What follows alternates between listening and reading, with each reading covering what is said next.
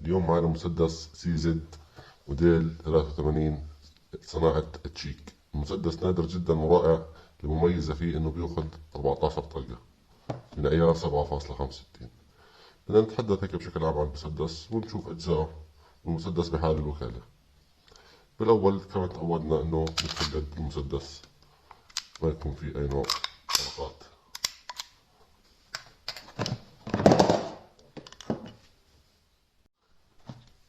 المسدس بحالة الوكالة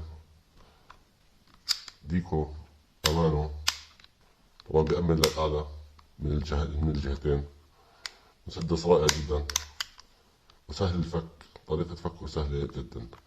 أولا في واقي الزند نقوم بسحبه للأعلى، هيك بكون فكينا نص المسدس، هيك نكون فكينا المسدس إلى نصفين. يعني حتى داخلية المسدس نظيفة جدا بكل الأجزاء. هلا طريقة الجمع طريقة سهلة جدا.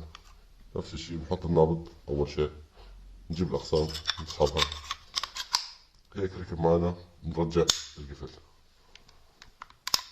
وهيك بكون جاهز معنا للاستعمال. لا تنسوا الاشتراك ومتابعتنا وتشوفوا كل جديد على القناة.